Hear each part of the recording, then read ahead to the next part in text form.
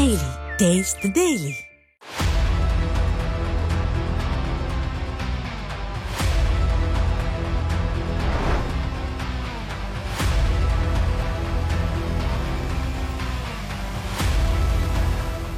News J நேயர்களுக்கு வணக்கம்.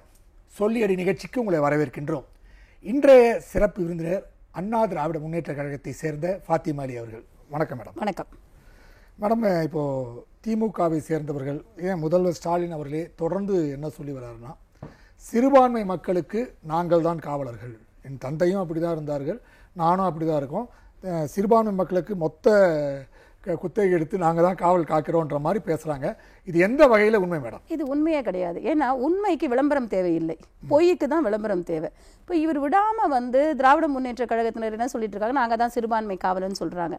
எந்த வகையிலன்னு அவங்களால நிரூபிக்கவே முடியாது. ஏன்னா உண்மையில் பார்த்தீர்கள் என்றால் அண்ணா திராவிட முன்னேற்ற கழகத்தினருக்கு மட்டும்தான் அந்த உரிமையை கொண்டாடக்கூடிய அந்த உரிமையே இருக்கிறது. ஏன்னு கேட்டிங்கன்னா, இஸ்லாமியர்களை பாதுகாக்கின்ற பல்வேறு வகையான நலத்திட்டங்களை கொண்டு வந்தவர்கள் அம்மையார் ஜெயலலிதா அவர்களும் அண்ணன் எடப்பாடியார் அவர்களும் பல்வேறு நலத்திட்டங்களை பல்வேறு உதவிகளை செய்திருக்கிறார்கள். அதாவது வலது கை கொடுப்பதை இடது கைக்கு தெரியாமல் செய்யக்கூடிய அளவிற்கு அண்ணா திராவிட முன்னேற்ற கழகம் இஸ்லாமியர்களுக்கு உதவிகளை செய்து கொண்டிருக்கிறது. இவங்க என்ன பண்ணாங்கன்னு அவங்களால சொல்ல முடியாது. ஏன்னு கேட்டீங்கன்னா, பொருளாளராக சாதிக் பாஷா என்பவர் ஒரு காலகட்டத்தில் இருந்தார், ஐயா கருணாநிதி அவர்கள் காலகட்டத்தில் தான். அதுக்கப்புறம் அங்கே இஸ்லாமியர்களே இல்லை போல இருக்கு, கட்சியில் இஸ்லாமியர்களே இல்லை போல இருக்கு. பாவம், ஒருத்தருக்கு கூட ஒரு கட்சியில் ஒரு முக்கிய பொறுப்பு வழங்க முடியாத சூழ்நிலையில் இவர்கள் வைத்திருக்கிறார்கள். இவர்கள் லத்தீப் அவர்களுக்கு இவர்கள் என்ன செய்தார்கள் என்று உலகறிந்த விஷயம். அதாவது மூணெல்லாம் சன்னுக்கு தான் சொல்லி அவர்களை வெளியே துரத்தி, நாங்கள் யாரோட வேணா கூட்டு வைப்போம், நீங்கள் இருந்தா இருங்க போனா போங்கன்னு சொல்லி அவர்களை கேவலப்படுத்தி வெளியில் அனுப்பிச்சவர் தான் அந்த திராவிட முன்னேற்ற கழகத்தினர். இதுல இன்னொரு மிக முக்கியமான விஷயம் என்னென்றால், அவங்க சிறுபான்மை திமுகவின் சிறுபான்மை பிரிவாகவே செயல்பட்டவர்கள். அவர்களையே வெளியில் அடித்து துரத்திட்டு இவருடைய காரியத்துக்காக இவங்க இறங்கி இவர்கள் கூட்டணி வைத்துக் கொண்டார்கள். இப்படிப்பட்ட காலகட்டத்திலும் தாண்டி வந்தீங்கன்னா, இவங்க பார்த்தீங்கன்னா சாதிக் பாஷா என்பவர் இவருடைய ஊழலுக்கு உடந்தையாக இருந்த காரணத்தினால் இன்னொரு இஸ்லாமிய அதிகாரியை வைத்தே அவருக்கு மர்மமான முறையில் அவர் மறைந்தார். ஆனா அதுலயும் ஒரு பெரிய மர்மம் இருக்கிறது. என்னன்னு கேட்டீங்கன்னா, இஸ்லாமியர்களை காப்பாற்றுகின்றோம் சொல்லக்கூடிய இந்த திமுகவினர் அந்த சாதிக் பாஷா உடலை உடனடியாக எரித்ததன் காரணம் என்ன? இதை ஏன் அங்க இருக்கிற அந்த கட்சியில இருக்க இஸ்லாமியர்களாக இருக்கட்டும், இல்ல கூட்டணி கட்சியில் இருக்கிற இஸ்லாமிய கட்சிகளாக இருக்கட்டும், இல்ல பொதுவான இஸ்லாமியர்களாக இருக்கட்டும், யாருமே இதை பத்தி, அதாவது பரபரப்பாக பேசக்கூடிய மீடியா கூட இதை பத்தி ஒரு கேள்வி கேட்க மாட்டேங்குது. இஸ்லாத்துக்கு அகேன்ஸ்ட் சொல்லக்கூடிய ஒரு விஷயம், இஸ்லாமியர்கள் உடலை அவர்கள் உடனடியாக புதைக்கத்தான் வேண்டுமே ஒழி எரியூட்டப்படக்கூடாது என்பது இஸ்லாத்தில் இருக்கின்ற ஒரு விஷயம். அதற்கு மாறாக அவர் உடல் அவசரமாக எரியூட்டப்பட்டது, அவருடைய மனைவிக்கு கூட கொடுக்காத அளவுக்கு எரியூட்டப்பட்டது. அப்போ அதுலயே ஏதோ ஒரு மர்மம் இருந்திருக்கிறது. அதையும் தாண்டி நீங்க இந்த பக்கம் வந்தீங்கன்னா, அடுத்து இப்ப பாத்தீங்கன்னா Jaffer Sadiq kingpin of போதைப் பொருளுக்கு முக்கிய தலைமையாக செயல்பட்டு இருக்கிறார். சோ இவர்கள் காவு கொடுப்பதற்காகவே இஸ்லாமியர்களை அருகில் வைத்துக் கொள்ளக்கூடியவர்கள் தான் திராவிட முன்னேற்ற கழகத்தினர். அதை மீறி அவங்கள்ட்ட நீங்க எதுவும் எதிர்பார்க்க முடியாது. இன்னொன்னு கேட்டீங்கன்னா, அவர்கள் கொடுக்கின்ற மரியாதையை நம்ம பார்த்திருக்கோம். முக்கிய அமைச்சர் என்ன சொன்னாரு, அந்த தொப்பியை கூப்பிடுன்னு சொல்லக்கூடிய வகையில் இஸ்லாமியர்களை மிக கேவலப்படுத்தக்கூடியவர்கள் தான் இவர்கள். இப்போ சமீப காலத்தில், சென்ற வாரத்தில் நீங்க பாத்தீங்கன்னா, இஸ்லாமியர்கள் அதிகம் வாழக்கூடிய அனகாபுத்தூர், பல்லாவரத்தை அடுத்த அனகாபுத்தூரில் இஸ்லாமியர்கள், அதுவும் திமுகவில் இருக்கக்கூடிய பரம்பரையாக திமுகவில் தொண்டர்களாக இருக்கக்கூடிய அந்த இஸ்லாமியர்களை அவர்களை பரபரவென்று இழுத்து அந்த பெண்களை தூக்கி வெளியில போட்டு அந்த வீடு வாசலை அவர்கள் இலக்க வைத்து நடுத்தெருவில் நேற்று அவர்கள் தங்களுடைய ஈதை கொண்டாடிக்கக்கூடிய ஒரு சூழ்நிலைக்கு தள்ளக்கூடிய ஒரு வகையில் நடந்து கொண்ட அராஜகமான ஒரு பாசிச அரசாங்கம் தான் திமுக அரசாங்கம். சோ இவர்கள் என்ன பண்றாங்கன்னு சொன்னீங்கன்னா, அடுத்தவங்க பண்ணதுக்கு ஸ்டிக்கர் ஒட்டி பழக்கப்பட்ட இந்த திராவிட முன்னேற்ற கழகத்தினர் வெட்கம் இல்லாமல் மானம் இல்லாமல் நாங்கள் தான் சிறுபான்மையினர் காவலர்கள் சொல்லிக் கொள்கிறாங்க. இன்னொன்னு கேட்கிறேன், இவர்கள் காப்பாற்ற வேண்டும் என்று நினைத்தால் இவர்கள் என்ன வாக்குறுதி கொடுத்தாங்க? நாங்க இந்த ஆட்சிக்கு இந்த தடவை வந்தால் சிறைவாசிகளை விடுதலை செய்வோம், நிரபராதி சிறைவாசிகளை விடுதலை செய்வோம் சொன்னாங்க இல்லையா? அதை பத்தியே கவலைப்படலையா அவரு? அந்த முதல்வர் ஸ்டாலின் அவர்கள் அதை பற்றி வேற ஏதாவது ஒரு இடத்துல பேசினாரா? அதை பத்தி சொல்றீங்க பெரிய பதவிகள்லாம் தரலன்ட்டு.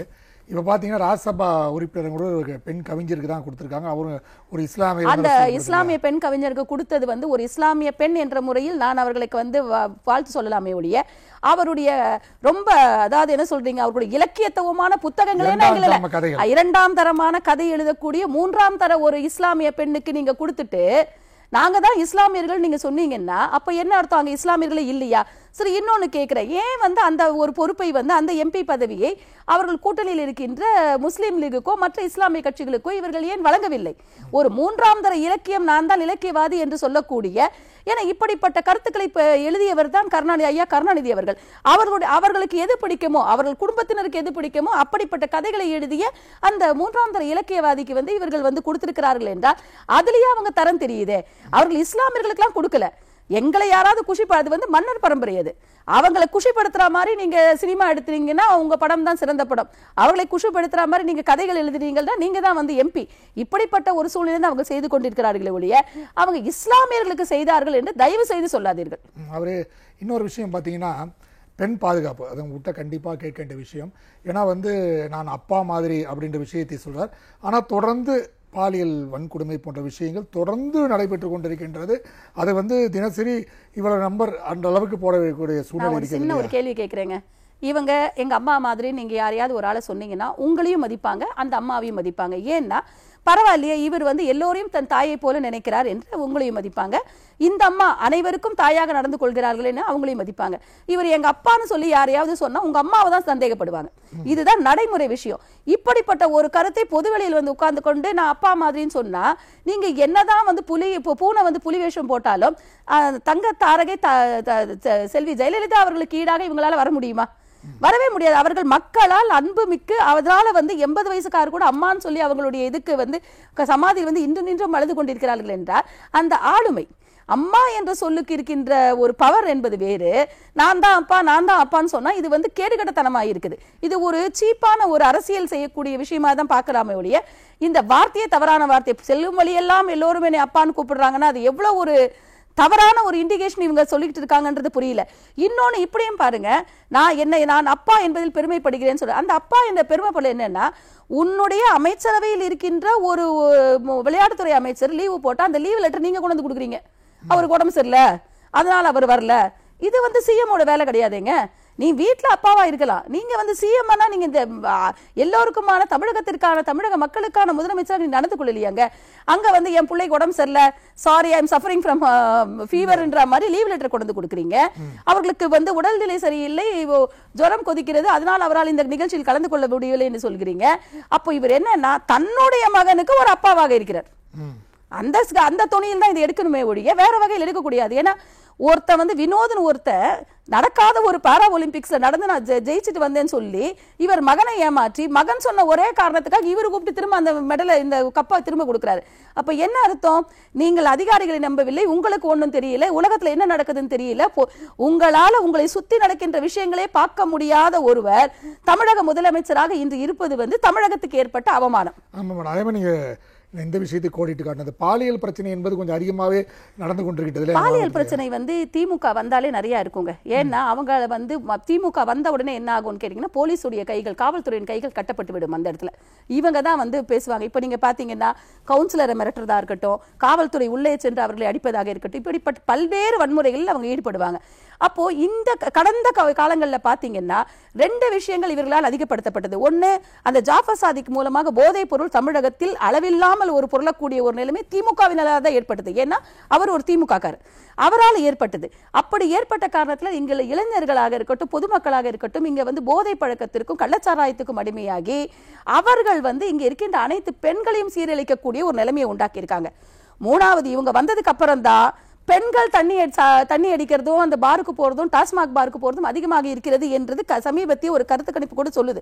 அப்போ தமிழ்நாட்டை சீரழித்து பெண்களை வந்து இந்த மாதிரி வந்து பாலியல் வன்முறைக்கும் அவருடைய வழி தவறான முறைகேடுதலான நடைமுறை வாழ்க்கைக்கும் கொண்டு சென்ற அந்த கேடுகட்ட அரசை நடத்துகின்றது தான் இன்றைய திமுக அரசாங்கமாக இருக்கிறதே உடைய இவர்கள் இது இன்னும் கேட்டீங்கன்னா இன்னும் 1 வருஷம் ஆச்சுன்னா இன்னும் அதிகமாகும். ஏன்னு கேட்டீங்கன்னா இவங்களுக்கு யாருக்குமே வந்து இவர்களை கைது செய்யக்கூடிய அதிகாரம் கூட இல்லை. ஒரு போன்ல வந்து அவர்கள் வந்து அந்த பாலியல் வன்முறையாளர்களை வெளியில் கொண்டு வருகிறார்கள் என்றால் அதிகாரம் வந்து ரொம்ப இதுவா இருக்கு.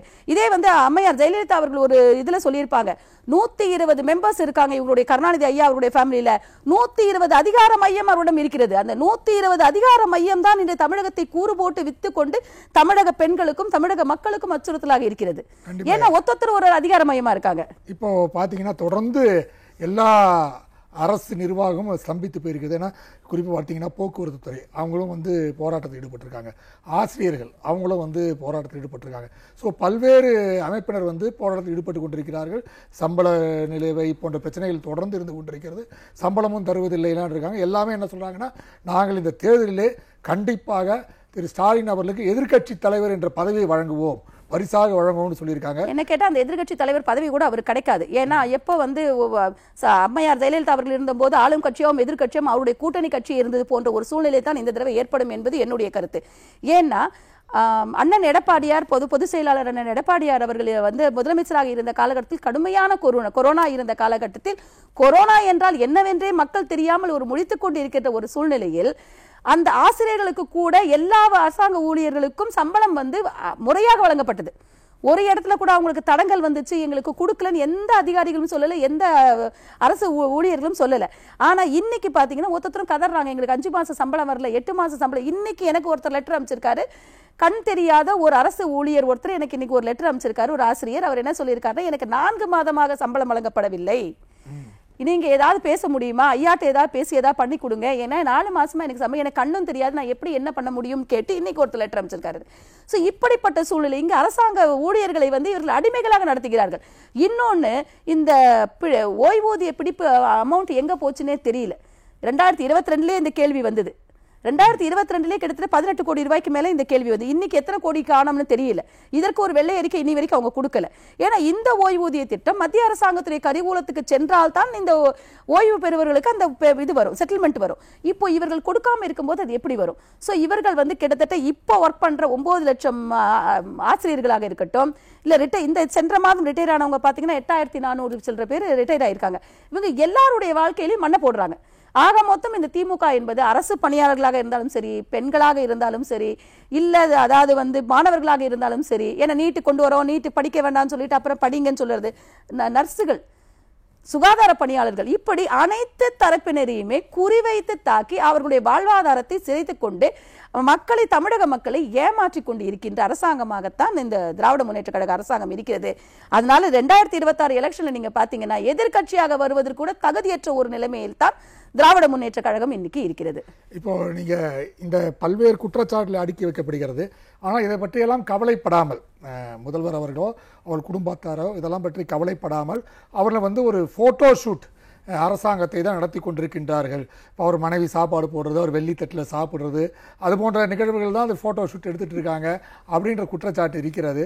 இது வந்து அவங்க வந்து ஒருவேளை திரைப்படத்துறையை சேர்ந்தவர்ன்றனால எது எடுத்தாலும் நம்ம வந்து ஒரு ஆடம்பரமான திரைப்படமாக காட்டணுன்றதுல இந்த விஷயங்கள்லாம் ஈடுபடுறாங்க. கண்டிப்பாக. அதாவது இவங்களை பொறுத்த வரைக்கும் என்னன்னு கேட்டிங்கன்னா, திரைத்துறையிலிருந்து வந்தவர்கள் தான் அவர்களுக்கு வந்து இன்னொன்று வந்து என்னன்னு கேட்டிங்கன்னா, தாய்மண், தாய்மொழி இதெல்லாம் நிறைய சொல்லுவோம். இது எதுவுமே அவங்களுக்கு சொந்தம் கிடையாது. தமிழகம் வந்து அவர்களுடைய தமிழகம் வந்து அவருடைய தாய்நாடு கிடையாது, தாய்மண் கிடையாது. தமிழ் மொழியும் அவருடைய தாய்மொழி கிடையாது. அவர்கள் வந்து வேறு மாநிலத்திலிருந்து பிழைப்புக்காக இங்க வந்தவர்கள். அங்க வந்து இங்க வந்து உங்களுக்கு சினிமாக்கு வந்து முன்னேற்றம், இதுல சினிமால முன்னேறி இன்னைக்கு இருக்காங்க. சோ எல்லாருக்குமே அன்றைக்கு இருந்த ஐயா கருணாநிதியாக இருக்கட்டும், இன்றைக்கு இருக்கின்ற துணை முதல்வராக இருக்கட்டும், அந்த மொத்த குடும்பமே நீங்க பாத்தீங்கன்னா அரசியலை விட தமிழக மக்களை ஏமாற்றி அவருடைய பணத்தை அடித்து அதை மூலமாக அவர்கள் தங்களுடைய வாழ்க்கையில சினிமால போட்டு அதுலயே மக்களை ஏமாற்றக்கூடிய சூழ்நிலை தான் இருக்காங்க. சோ இந்த போட்டோ ஷூட்டுங்கிறது இவங்க பரம்பரையா, ஏன்னா இவர்களால ஆக்டிவா எதுவுமே பண்ண முடியல. ஏன்னா இப்ப அண்ணன் எடப்பாடியார் நீங்க பாத்தீங்கன்னா அவர் வந்து கிளையிலிருந்து முன்னேறி மேல் முதலமைச்சராகி அவர் விவசாயியின் மகனாக விவசாய மக்களாக இருக்கட்டும், ஏழை அடித்தட்டு மக்களாக அத்தனை பேருடைய மன வலி, அதாவது அவர்களுக்கு என்ன வலி இருக்கும் தெரிஞ்சு அதுக்குரிய சொல்யூஷன் கொடுத்து கொண்டிருந்தவர். ஆனா இவரை பாத்தீங்கன்னா இவர் வந்து ஒரு மேம்போக்காக சுத்தி கொண்டு இருந்த ஒரு ஆளாகத்தான் நம்ம பார்க்க முடியும். என்னதான் இளைஞரணியிலே வந்து 60 வயசு வரைக்கும் இருக்கிற ஆளெல்லாம் நம்ம திராவிட முன்னேற்ற கழகத்துல தான் பார்க்க முடியும். அப்படி இருந்து சிம்பத்தி கோட்டால வந்தவங்க தான், அதாவது கோட்டால வர்றதுதான். அவர் வந்து 6 பேரை தள்ளிவிட்டு, நெடுஞ்செழியன் போன்ற பல பேரை தள்ளிவிட்டு முன்னால வந்திருந்தா கூட அதற்கப்புறம் வேறு யாருமே இந்த கட்சியில முன்னேறவே முடியல. அந்த கட்சி என்பதை விட அது குடும்பம் என்றுதான் சொல்ல வேண்டும். குடும்பம் என்று சொல்வதை விட அந்த கார்பரேட் தான் நம்ம சொல்லணும். அந்த கார்பரேட்ல இவங்களுக்கு அடுத்தது இவரு, இவருக்கு அடுத்தது இவரு என்று அவங்க ஆல்ரெடி பிக்ஸ் பண்ணி வச்சுட்டாங்க. அவர்களுடைய முன்னேற்றம் மட்டும் தான் அவர்களுக்கு குறிக்கோளாக இருக்குமே ஒழிய தமிழக மக்களோ, தமிழக மக்களுடைய வாழ்வுரிமையோ, தமிழக மக்களுடைய முன்னேற்றமோ, இல்ல கூட்டணி கட்சிகளுக்குரிய உரிமையோ எதுவுமே அங்க கிடையாது. அதனால்தான் அங்க இருக்க எல்லா கூட்டணி கட்சிகளும் பாருங்களேன், இன்க்ளூடிங் அண்ணன் திருமாவளவனாக இருந்தால் கூட அந்த இங்க வந்து ஐநாவரத்துல வந்து வீடுகள் இடிக்கப்பட்ட போது கூட அவரால் வாய் திறக்க முடியவில்லை. வேங்கை வெயில் சம்பத்தில் கூட அவரால் வாய் திறக்க முடியவில்லை.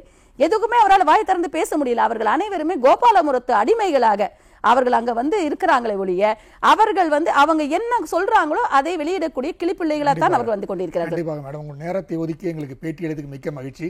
நன்றி மேடம். நன்றி. மீண்டும் அடுத்த சொல்லியடி நிகழ்ச்சியில் சந்திப்போம். அதுவரை நன்றி, வணக்கம்.